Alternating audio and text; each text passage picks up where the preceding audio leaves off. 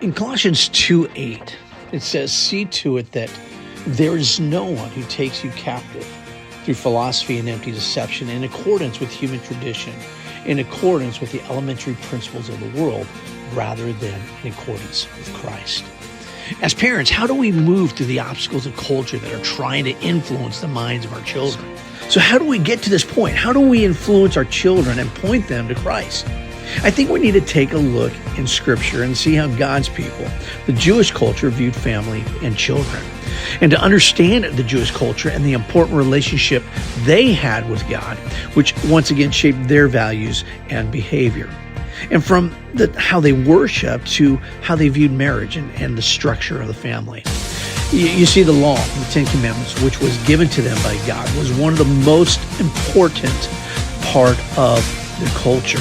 It was a responsibility of the parent to make sure that their children knew the faithfulness of God and to pass on the law He provided for His people to their children. Thus, the importance of the passage of Proverbs 22:6. It says, "Train up a child in the way that he should go, and when he is old, he will not depart from it." The tenderness and bond in which Jewish parents had towards their children appears in the expressions by which the various stages of child life are named. So let's take a look at what those different stages look like within the Jewish culture. For the newborn, the newborn was looked at as Jaled, or in the feminine, Jalada. And we can apply this to Christ in the prophecy of His birth when we read Isaiah 9:6. "For a babe, Jaled, is born unto us, a son is given to us." While in Isaiah 2:6, it's a new meaning to the change.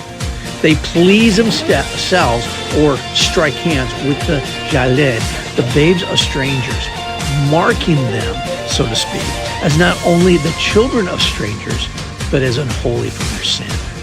The next stage is the suckling stage, or the Jonek. This is the stage where the child is being nursed by the mother.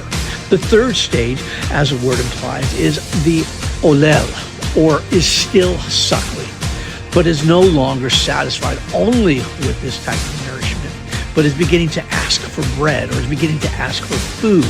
And we see that example in Lamentations 4:4.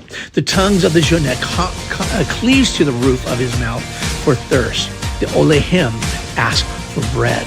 The fourth designation represents the child as the Gamol, or the weaned one, from a verb which primarily means to complete and secondarily to wean.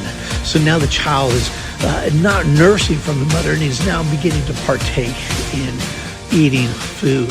The fifth designation is a taf, and the Hebrew parent seems to watch the child as it is clinging to his mother, as it were. So kind of imagine when a child is going into kindergarten for the very first time and doesn't want to leave mom's side. The sixth period is marked by the word Elim, and then the feminine is Alma, as in Isaiah 7:4 of the Virgin Mother, which denotes becoming firm and strong. The seventh is the Nari, or youth, who shakes off or shakes himself free from his parents. Lastly, we find the child designated as a Bechar, or the ripened one, a young warrior. In Psalm 27:4, it reads, "Like arrows in the hand of the warrior, so are the children of one's youth." Child's education would start at a very young age.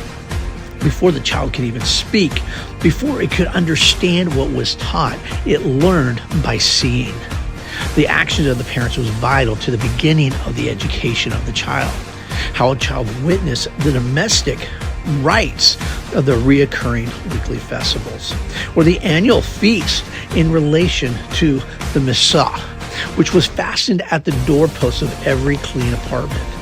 Enclosed in a shining metal case and affixed to the doorpost, a child, when carried in the arms of their parent, would naturally put out its hand to touch the Musa. And there, the more so, the child would see the father and mother and all others going out or in, reverently touch the case, and afterwards kiss the finger, speaking at the same time a benediction. Where did this tradition come from? Well, we got to take a look at Deuteronomy chapter 11. It's important for your children to see you reading the scriptures, studying it, and living it out. Faith, character, heart, and service.